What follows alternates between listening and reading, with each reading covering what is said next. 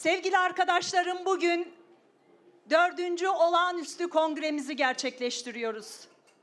Bu vesileyle buradan, bu kürsüden cezaevlerindeki yoldaşlarımıza ve sürgünde olan, aramızda olmayan bütün arkadaşlarımıza selamlarımı ve sevgilerimi gönderiyorum.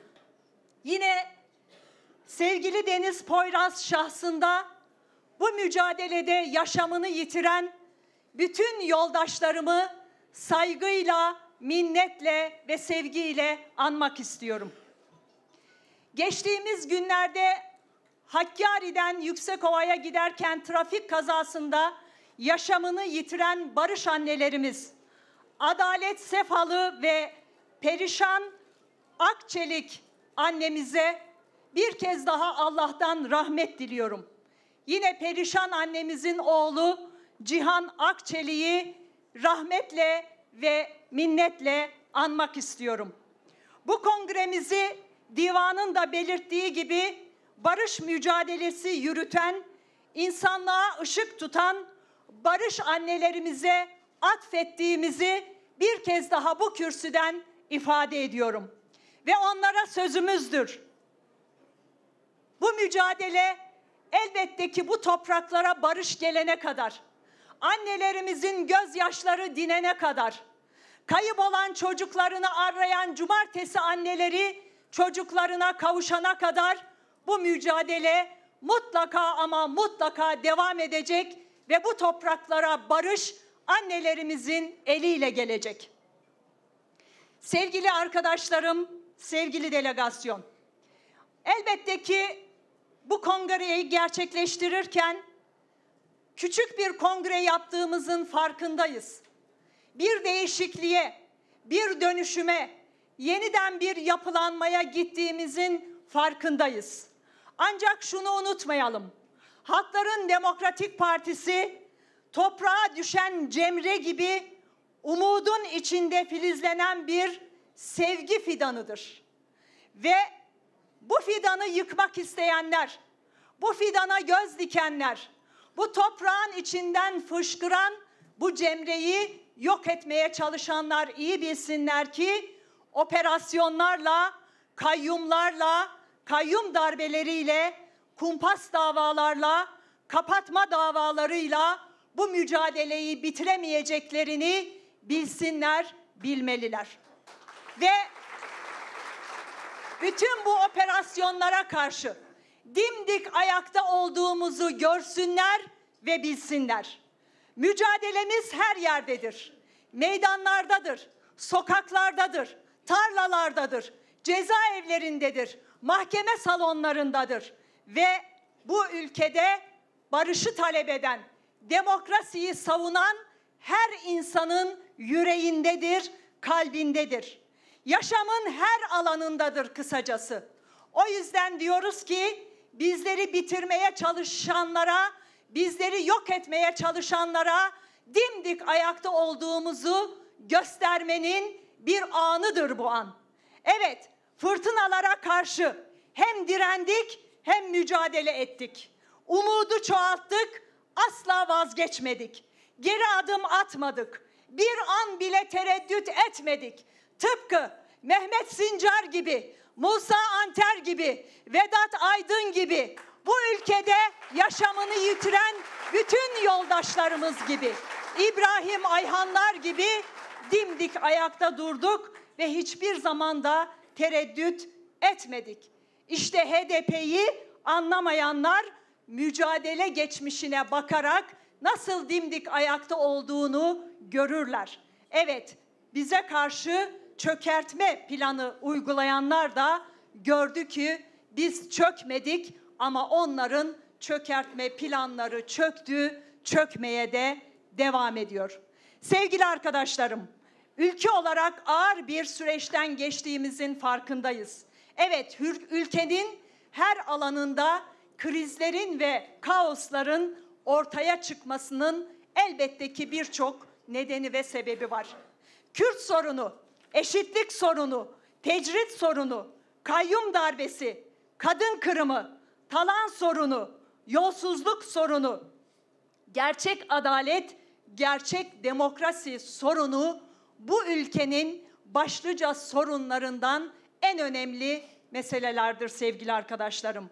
Bunun için elbette ki mücadeleyi büyütmek, mücadeleyi dimdik ayakta tutmak ve bu saydığımız sorunları gidermek açısından oldukça önemlidir. İşte Halkların Demokratik Partisi bunun için kurulmuş bir partidir. Bu nedenle onurlu barış mücadelemizden asla vazgeçmeyeceğiz. Kürt sorununun demokratik yollarla çözümü, müzakere ve diyalog yollarıyla çözülmesi için mücadelemize daha sıkı sarılıp bu mücadeleyi büyüteceğiz. Yine sevgili arkadaşlarım, mutlak tecrit karşısında kararlı bir biçimde mücadeleyi yürüteceğimizin sözünü bir kez daha bu kürsüden vermek istiyorum. İmralı'da Sayın Öcalan'a tecrit uygulayan devlet aklı şunu iyi bilsin ki çözümün ve barışın yolunu asla tıkayamazsınız ve biz tecriti mücadelemizle mutlaka yıkacağımızın sözünü bir kez daha halklarımıza vermek istiyoruz. Çünkü burada en büyük kanalın barışta ısrar eden halkımız olduğunu biliyoruz. Barışta ısrar eden bir halka karşı tecrit uygulamayı asla kabul etmiyoruz. Çünkü Sayın Öcalan'a uygulanan tecrit aynı zamanda barışa, aynı zamanda demokrasiye, aynı zamanda bu ülkenin geleceğine uygulanan bir izoledir, bir tecrittir. Bu ülkedeki tüm halkların, inançların, kimliklerin eşit yurttaşlığı, ana dil hakkı ve inanç özgürlüğü için mücadelemizden asla vazgeçmeyeceğimizi bir kez daha ifade etmek istiyorum. Engelli arkadaşlarımızın mücadelesinde yanlarında olacağımızı belirtmek istiyorum. Kürdün, Alevinin, Ermeninin, Süryaninin, Ezidinin, Romanın, Çerkezin, Laz'ın, Arap'ın, Pomağın hakları ve hukuku için mücadeleyi daha da büyüteceğimizin sözünü veriyorum. Sivil, demokratik, çoğulcu bir anayasanın bu ülkede mutlaka yer bulması için bu mücadeleyi de yürüteceğimizin sözünü veriyorum. Yoksulluk ve sefalet dayatmasına karşı ve eşit bölüşüm için, emeğin hakkı için emekçilerle 1 Mayıs'ta olduğu gibi yürümeye, işçinin, emekçinin yanında olmaya devam edeceğimizin sözünü veriyorum. Kayyum rejimine karşı büyük bir mücadele yürüteceğimizi ve kayyumları sandıklarda da meydanlarda da yok edeceğimizin sözünü veriyorum sevgili arkadaşlarım. Evet, doğanın talanı karşısında Cudi'de, Akbelen'de bir ağacın direnci gibi, direnişi gibi direneceğimizin sözünü veriyorum. Bu yüzden diyoruz ki gerek muhalefet odağı, gerçek muhalefet odağı olan HDP'nin temsil ettiği çizgi işte saydığımız bu meselelerin özünde yatıyor sevgili arkadaşlarım. Kürt halkını tanımayan ve onların her kesimlerini ve her temsilcisini mutlaka bu ülkede Kürtleri tanımayanlara karşı birlik ve beraberlik içerisinde olmaya davet ediyorum. Demokratik birliğin kaçınılmaz olduğunun altını önemli çizmek istiyorum. Evet, Nevroz duruşuyla, Nevroz iradesiyle birlik olalım ve bu ülkede Kürt halkını yok sayanlara karşı, Kürt halkını bitirmeye çalışanlara karşı, dilimizi, kimliğimizi, kültürümüzü inkar edenlere karşı Kürt halkının birliğini hiç zamana yaymadan kuralım ve buna öncülük edelim. Evet, her biji yekitiya gele Kürt diyene kadar bu mesele üzerinde önemli duralım sevgili arkadaşlarım. Sevgili kadınlar, HDP gerçek bir kadın partisidir. Kadınlar HDP ile oldukça önemli kazanımlar elde etti ve çok büyük mücadeleler elde etti. Bu mücadeleler karşısında elbette ki büyük kazanımlarımız oldu. Evet, tarih kadınlarla yol alacak sevgili arkadaşlarım. Kadınlar yaşamın her alanında öncülük etmeye devam edecek, yol almaya, yol aramaya devam edecek. İnsanlığa cesaret vermeye devam edecek. Her ne olursa olsun kadınlar artık asla durdurulamayacak bir değişim gücüdür. Değiştireceğiz, inşa edeceğiz ve kazanacağız. Jin Jiyan Azadi sloganını dünyanın her yerinde dillendireceğiz ve yankılandıracağız sevgili kadınlar.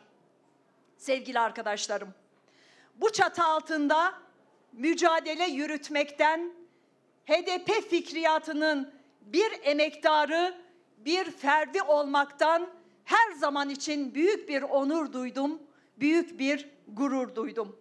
Bu dava mücadelesi için son nefesini verenler dahi borçlu gidiyorum diyenlerin onurlu bir davasıdır. İşte ben de son nefesimi verene kadar bu mücadelenin bir ferdi olarak, bir mücadele ferdi olarak sizlerle birlikte mücadele etmeye ant içtim. Bu yolda yürümeye ant içtim. Sizlerle birlikte bu mücadelenin parçası olmaya ant içtim. Bu yüzden bizler her zaman şunun farkındaydık. Ne yaparsak yapalım az kalır, eksik kalır. 5 yılı aşkındır bu partide eş başkanlık görevini sürdürüyorum. Ancak şimdi büyük bir değişimin, büyük bir dönüşümün zamanıdır dedik. Son seçimlerde aldığımız oy oranı elbette ki hiçbirimizin kabul edeceği bir oy oranı değildir. Yeterli değildir, eksiktir, azdır. Eleştirilerinizi gözden geçirme adına buluşmalarımızı, toplantılarımızı, halkla bir araya gelmeyi, yapılarımızla, bütün kadın meclisimizle, parti meclisimizle, il ve ilçe yöneticilerimizle, halkımızla yapmış olduğumuz buluşmaların sonucunda bugün 4. olağanüstü kongremizi gerçekleştiriyoruz. Evet, bana yoldaşlık eden, bütün bu süreç içerisinde yanımda olan, bana arkadaş olan, bana can olan, bana yol gösteren, başta cezaevindeki arkadaşlarım olmak üzere, kadın yoldaşlarım olmak üzere, barış annelerime, halkıma, bütün yoldaşlarıma sonsuz teşekkürlerimi sunuyorum. Her daim yanınızda olacağımın sözünü bir kez daha sizlere bu kürsüden ifade etmek istiyorum. Bu onurlu mücadele kesinlikle kazanacaktır. Zalimler kaybedecek, mazlumlar mutlaka kazanacaktır. Hepimizin yolu açık olsun. An serkeftin, an serkeftin. An azadi, an azadi. Hepinizi sevgiyle, saygıyla selamlıyorum. Yolunuz ve yolumuz açık olsun diyorum. Saygılar.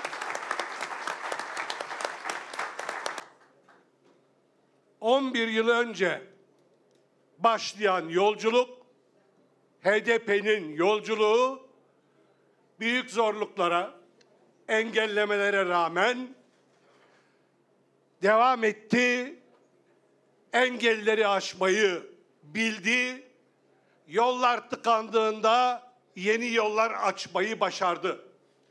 Bunu geçmişten aldığı büyük mücadele tecrübesi ve siyasi birikimle gerçekleştirebildi. HDP kökleri çok derinlerde olan bir fikriyat ve bir harekettir. Bedellerle, azimle, inançla yürünen yol şimdi yeni bir aşamaya gelmiştir. Bu yeni aşama elbette önemli sorumlulukları ve görevleri de hepimizin önüne koyuyor. Türkiye'de giderek kurumsallaşan ve bunun için de çaba harcamaya devam edeceğini her fırsatta ortaya koyan otoriter, baskıcı, sömürücü, inkarcı rejime karşı en güçlü mücadele ve umut merkezi adresi HDP'dir, HDP fikriyatıdır. Burada yaşayan, burada var olan ruhtur. Son seçimlerde aldığımız sonuçların bizleri başarılı göstermeyeceğinin farkındayız, farkındaydık. Hedeflerimiz vardı, hedeflerimize ulaşamadık. Hedeflerimize ulaşamamış olmanın muhasebesini yapmak bir tarihsel, ahlaki, vicdani ve siyasi mecburiyetti. Seçimlerin hemen ertesinde halklarımıza verdiğimiz sözü yerine getirmek için elimizden gelen çabayı harcadık. Dedik ki 15 Mayıs sabahı evet şimdi bir muhasebe, bir eleştiri, öz eleştiri süreci başlayacaktır ve bu yol kongreye giden bir süreç olarak işleyecektir. Bunu 15 Mayıs sabahı söyledik. Çok şükür bu süre içinde bütün parti çalışanlarımız ellerinden geleni yaparak bu çalışmayı yürüttüler. İl ilçe örgütlerimizle, halklarımızla, çeşitli çevrelerle buluşarak değerlendirmeler yaptılar.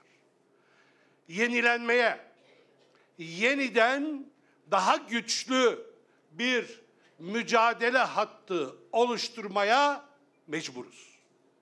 Çünkü bu ülkeye demokrasiyi, adil barışı, özgürlüğü, eşitliği getirecek başka bir güç, başka bir adres, başka bir dinamik ve başka bir birikim yoktur. O nedenle sorumluluğumuz büyük, görevimiz ağırdır. Bundan önce de çeşitli engellerle, zorluklarla karşılaştık. Evet, bu zorlukların tamamı bizim dışımızda bu fikriyatı boğmaya çalışan güçlerin birlikteliği, işbirliğiyle devreye sokuldu. Bizler de kendi işbirliğimizi koruyarak ve en geniş kesimlerle buluşarak bütün bu kuşatmaları yarmayı bildik, başardık. Eksiklerimiz oldu, yanlışlarımız oldu, yetersizliklerimiz oldu.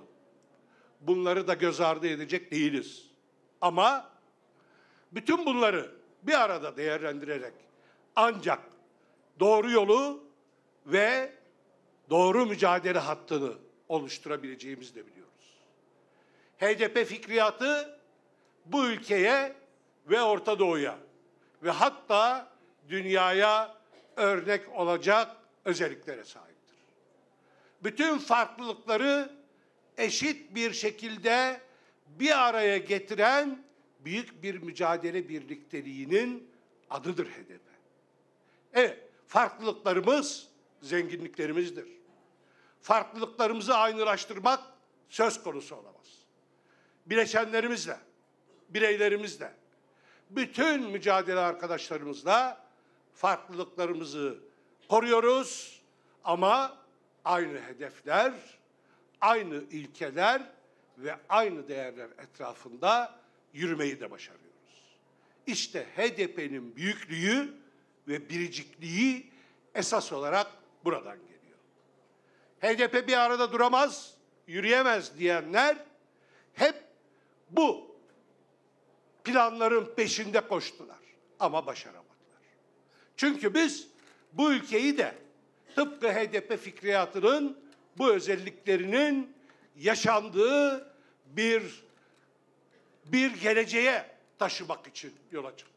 Buna and içtik.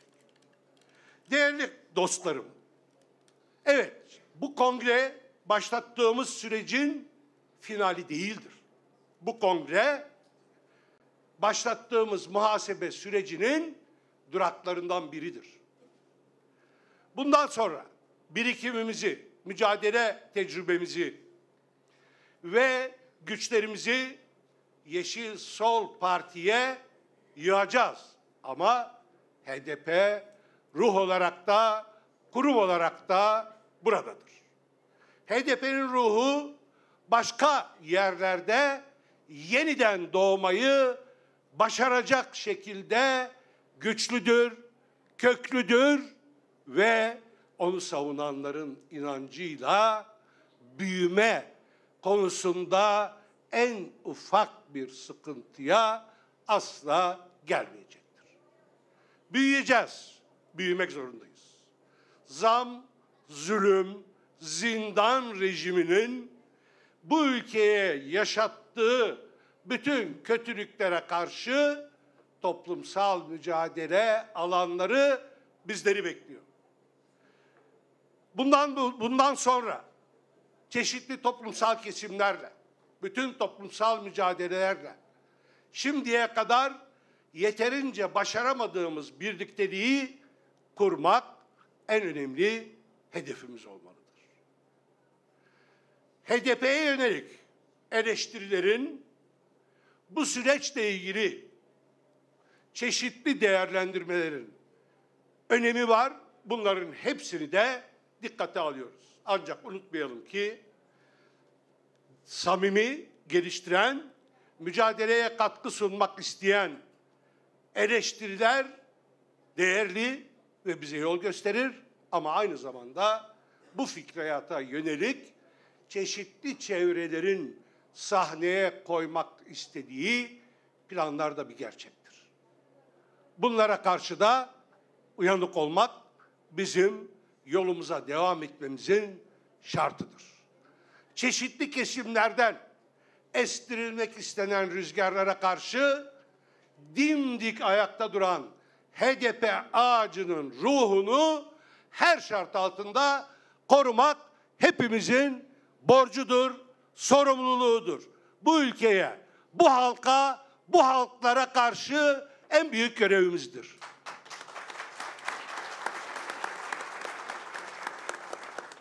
Büyüyeceğiz. Birleşerek büyüyeceğiz. Birleşme, ittifak, buluşma konusunda eksikliklerimizi yeniden masaya yatırarak bunları değerlendireceğiz. Yollarımızı yeniden inşa edeceğiz. Büyümek ve ortak mücadeleyi en üst noktaya taşımak bizlerden başka hiçbir gücün başaracağı bir hedef değildir. Bu ülkeye barış için, demokrasi için, adalet için yola çıktık. Barış, onurlu ve adil barış en önemli hedefimizdi. Bu kongreyi de tam bu nedenle başta divanın ve biraz önce sevgili eş genel başkanım, değerli yoldaşım, kardeşim Pervin Buldan'ın da vurguladığı gibi, evet, barış annelerimize ithaf ediyoruz. Barış annelerimiz için, barış annelerimizin mücadelesini başarıya ulaştırmak için bu kongreyi bir dönüm noktası olarak kabul ediyoruz.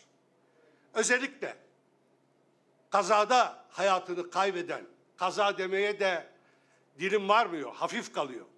Olayın gelişimine baktığınızda zulmün yarattığı kayıplarla karşı karşıyayız. Hem Adalet Sefalı annemiz, hem Sosin Akçelik annemiz, hem de onun oğlu Cihan Akçelik tam da bu zulüm rejiminin yarattığı o yollarda hayatlarını yitirdiler. Ne için? Barış için. Onurlu bir barış için.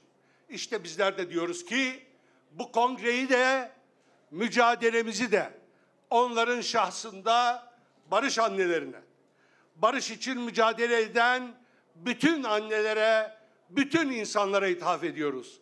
Barışı bu mücadele getirecek, annelerin kararlı iradesi getirecek, emekçilerin, kadınların, gençlerin, bütün inanç kesimlerinin ortak mücadelesi getirecek. Barış kimse tarafından ihsan edilmez, barış lütfedilmez. Barış mücadeleyle, tabandan, emekle kurulur. Barış büyük toplumsal birlikteliklerle kurulur. İşte biz barışı bu büyük toplumsal birlikteliğin, bu büyük toplumsal birlikten doğacak güçlü iradenin üstüne kuracağız. Demokrasi, özgürlük, eşitlik tam da bu yolla gelecektir. Şimdi bu kongre bir muhasebe sürecinin durağı, yenilenme çalışmalarının bir önemli virajıdır. Önümüzde başka kongre de var. Yeşil Sol Parti'nin kongresi de yine aynı şekilde bir durak, bir dönemeç olacaktır. Bu süreç kongrelerle sona ermeyecektir. Bizler toplumla, halkla siyaset yapma konusunda hangi eksikliklere düşmüşsek bunları şimdiye kadar yaptığımız toplantılarda olduğu gibi konferans ve kongrelerde de tartışacağız. Eğer siyaseti toplumla birlikte yürütmeyi başaramazsak, eğer siyaseti halkla birlikte yürütmeyi sağlayamazsak, düzen partilerinin içine düştüğü bütün tuzaklar bizim de karşımıza çıkacaktır. Biz politik ilkelerimiz kadar etik değerlerimiz de varız. Biz hedeflerimiz kadar siyaset tarzımızla varız. Sorumlulukların gereğini yerine getirme konusunda hiç kimsenin tereddüt etmeyeceği sağlam bir politik ve etik zemin oluşturmak da görevimizdir. Bu zemin var, bunu güçlendirmek zorundayız. Türkiye siyasetine, dünya siyasetine örnek oluşturacak bir fikriyat ortada duruyor, bu HDP'dir. Türkiye'de siyaset yapma tarzı konusunda da bir örnek oluşturmak zorundayız, oluşturuyoruz. Evet, bizler bu örneği siyaseti etik değerlerle, ahlaki gereklerle, politik hedeflerle bütünleştirerek yürütmenin örneğini ortaya koyuyoruz. Ve bunu daha da güçlendirmek bu ülkede aydınlığa, barışa, özgürlüğe giden yolun vazgeçilmez şartıdır. Sevgili kardeşlerim, ben 30 yıllık akademik hayatımdan sonra tam 30 yıl 7 Haziran 2015 seçimleri için gelen daveti kabul ederek aktif siyasete partimizle başladım.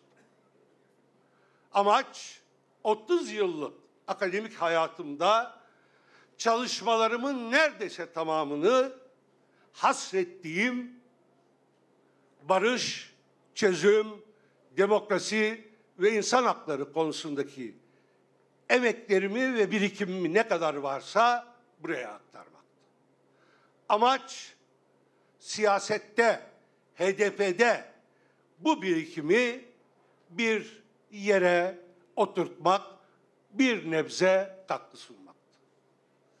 Bu benim ahlaki, vicdani ve siyasi sorumluluk olarak kabul ettiğim bir görev olmuştur.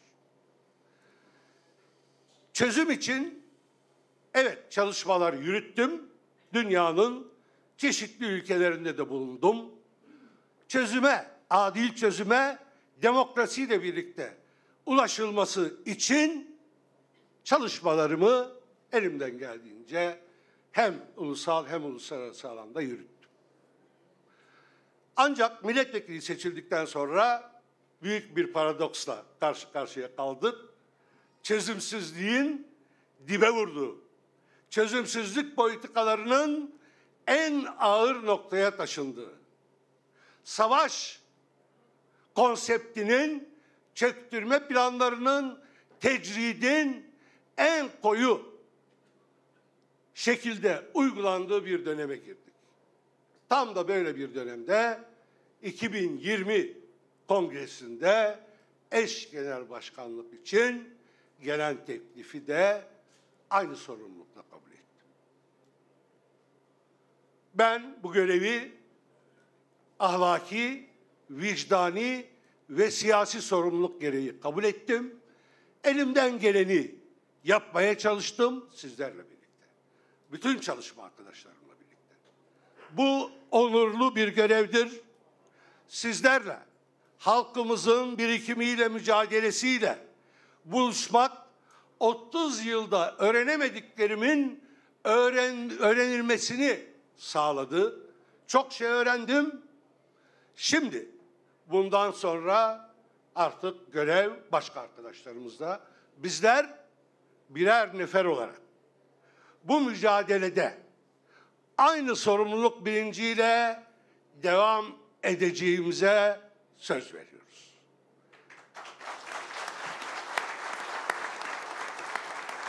Evet, sevgili yoldaşlarım, değerli halkımız, başarmak zorundayız.